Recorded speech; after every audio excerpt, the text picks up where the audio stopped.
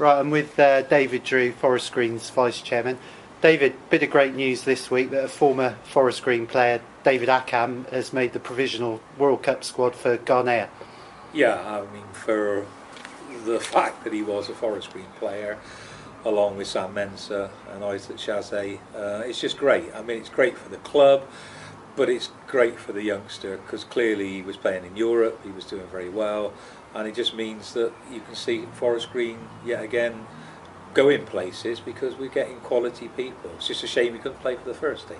Yeah, what was the situation with that? Because he was at Hartbury College and also playing for Forest Green, but just played for the reserves and in friendlies. Can you explain a little bit about the situation? Unfortunately, we fell foul of the rules, which basically said that for someone on a student visa, they couldn't play professional football.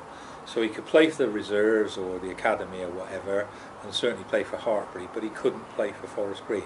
Now I took this up, I talked to the immigration authorities who weren't unsupportive. The problem was, dare I say, the football authorities were, as always, protecting their own back, and you think if this lad was a Premier League footballer, they'd have found a way in which he's got a permit to play, but because we were where we were, then it was very difficult, and it was a shame because, I mean, I don't really know so much about Davey because he didn't play that many times, but I know certainly Sam was someone who would have done an awful lot for us in midfield, and Isaac Chazé was a finisher. So we never saw the best of them, and it's a shame because they could have come in and done some things. You have to say it's a breach of human rights, really, sort of denying a player at that time a career in England. It was very unfortunate. I mean, the reality was they weren't necessarily going to make a career in this country because they would go wherever they could get a club to take them on, but for their own experience is what they wanted to do. And at that time, remember, we didn't have a lot of money and we had a very small squad, and it was bolstered by the Hartbury lads, and we went and looked at the Hartbury lads and the three Ghanaians plus the goalkeeper whose name escapes me at the moment, but we had those four and they were really coming on well, and they would have done an awful lot to boost our first team squad, but more than anything it would have been just great for their own experience. Did he play under, if my memories escapes me sometimes, did he play under Jim Harvey and then David Hockaday? No, he was under Dave Hockaday because that's where we were out training at Hartbury, and that's where the link came from. And it was obviously people like Baldwin who we also picked up, and John Else, so there was a whole group of them. But the sad thing was that the Africans, and they just happened to be Ghanaians because of this reason to believe or reason to hope academy, which is the route they came through from Ghana. That was just something that would have been the icing on the cake. And there would have been some issues, no doubt. There would have been complaints about the registration process, but we didn't even get that far. We got completely stymied because sadly the football authorities just didn't want to back us. I talked to the football conference who weren't unsupportive, but certainly as it went to the FA, they just didn't want to know. So as well as supporting England in Brazil this summer, you'll now be waving your flag for David and Ghana. Well, of course, yeah. And he's a proven, a proven star now, and he's played at various European clubs, and we've kept an eye on him. It's just a shame we can't quite get him back, but we'll see what happens after the World Cup. He's in a provisional 26-man squad. They haven't fully sorted out their squad. It will get cut to 23, so he's got a great chance. He's playing football out in Sweden, so yeah, I mean that's where he went, and I think that that's a tribute to us that he went to play at the highest level in Sweden, which just shows the capability of the Ghanaians at the time.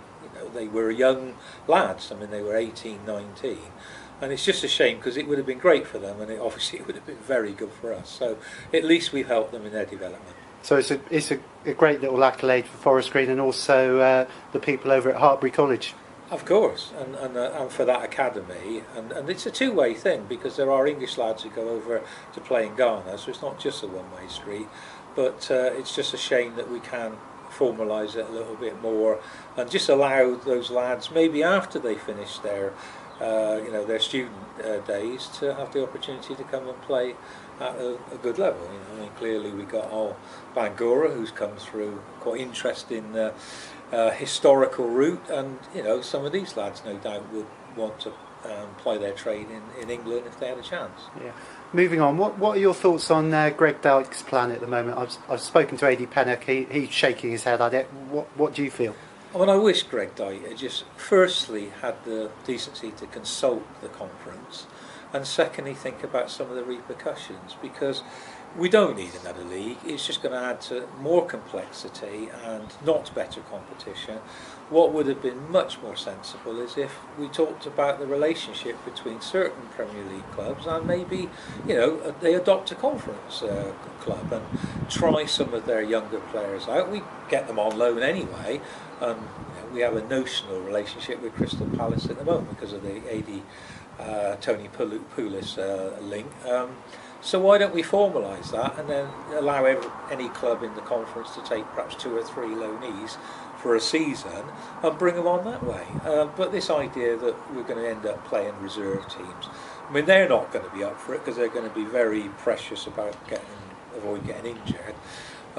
Or you're going to have Mickey Mouse competitions, because is it a real league or is it going to be a sort of token league? I mean, it's like we're at reserve team football. I mean, we've lost that very badly because there is no reserve team league in the southwest. But it wasn't the best of leagues because, of course, a lot of the clubs didn't pay even their reserve team people. They were always getting people in on trial, or people that they were just using to make up the numbers.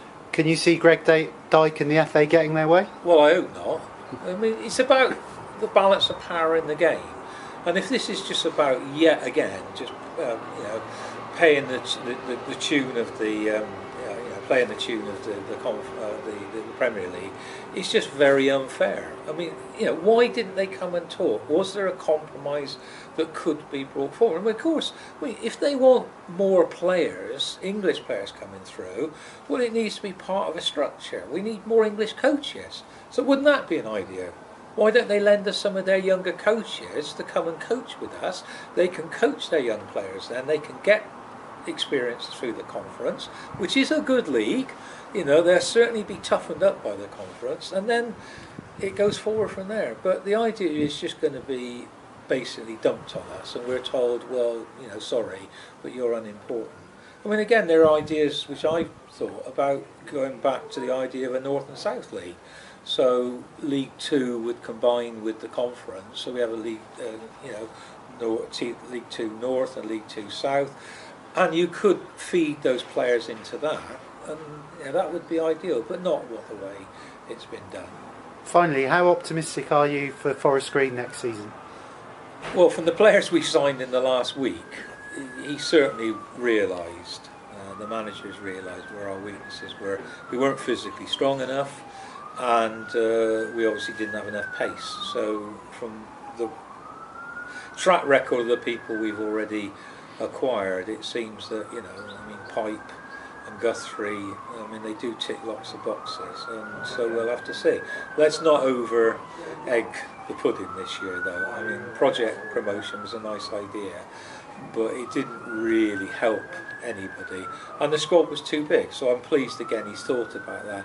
We had too many players just kicking their heels, and that's not good for morale.